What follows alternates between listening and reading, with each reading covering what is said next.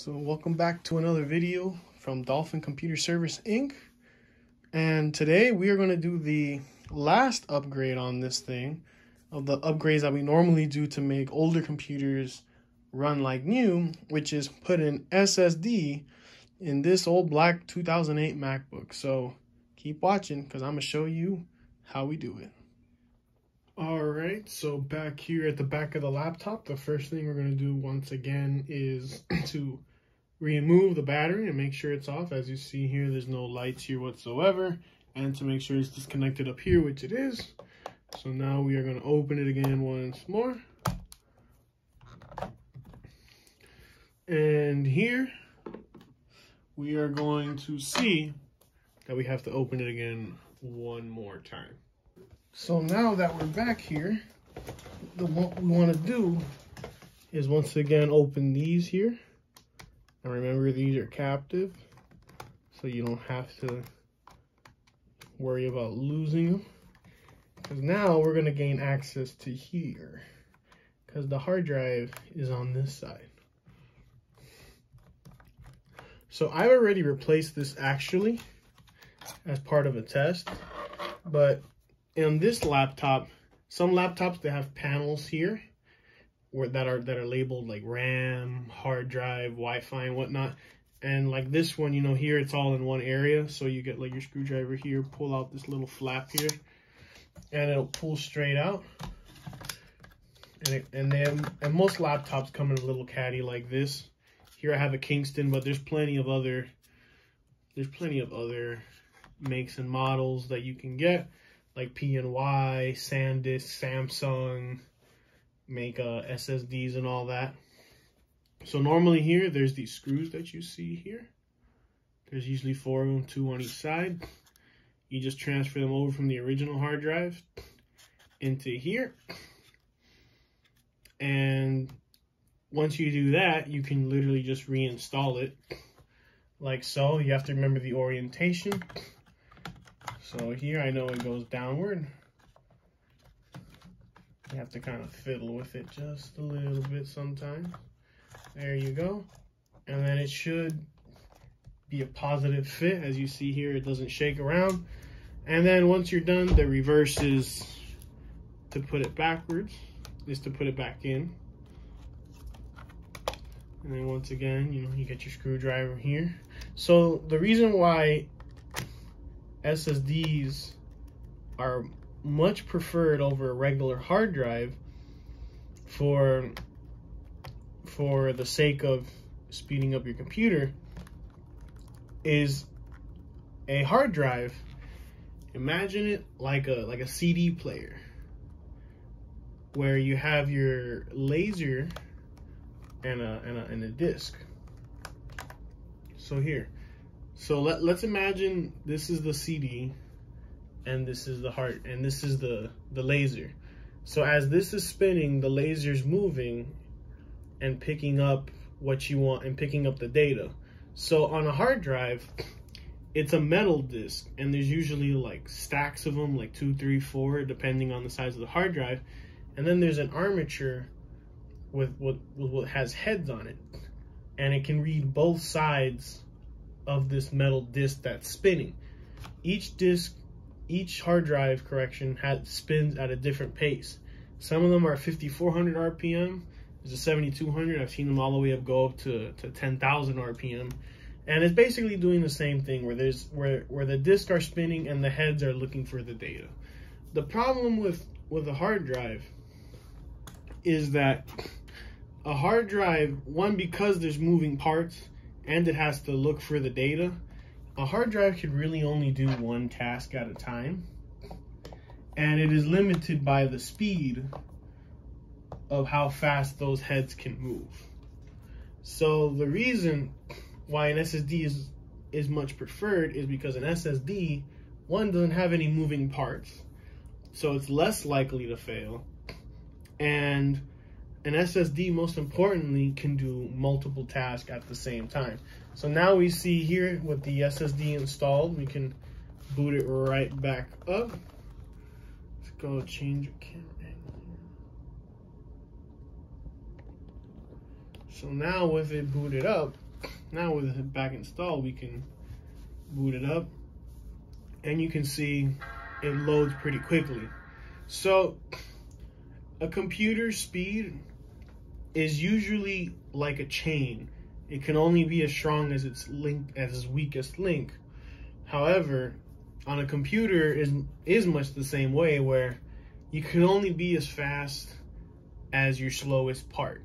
So as you can see, it loaded up there pretty quick, and we can go here to the Finder, about this Mac, more info, and when we go to ATA here, I'm sorry, serial ATA, you can see here the Kingston 128 gigabyte SSD. So like I was saying before, is on an OS where there's multiple things happening, especially like here. So let's close here. This is the desktop when you usually open up, like, you know, you think there's really nothing running, but there's actually quite a bit happening in the background that you don't know, especially with the newer OSs like 10.15, which I believe is Sierra and above, and Windows, anything above Windows XP like 8 or 10, especially 10. There's a lot of things happening in the background on Windows 10.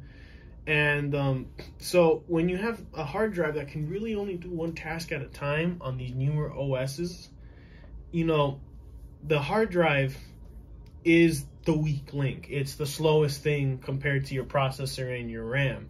So everything has to wait on the hard drive getting the data to the RAM, and then from the RAM to the CPU in order to get it running.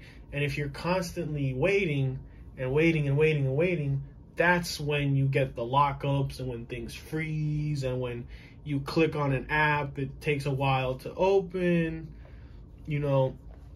And that's why one of the biggest improvements you could do, that we do on any computer, is put an SSD, which is short for solid state drive, in it. Because even if you don't upgrade the RAM, you will see a huge improvement over what it was before. And as an example, I had a customer with a Toshiba satellite that you'll actually see in the next video after this one, where I explain how RAM is important and why it's needed. Is that computer had 12 gigabytes of RAM. And the customer was saying, man, it was fine until I upgraded to Windows 10 from 8.1, which it originally had. And when Windows 10 came out, they upgraded everybody after a certain time for free. And he said, man, but it was fine at Windows 8, but at Windows 10, even with 12 gigs of RAM, it took forever to load. You know, it would take what seemed like years to get to the login screen. And I did the SSD upgrade, and it literally just in a snap, it was already, you know, 3 little dots and already asking you for the login. And that computer was by no means a slouch in terms of performance. I had an i7 4700QM, I believe, and with the 12 gigs of RAM, you know, it was a pretty powerful machine.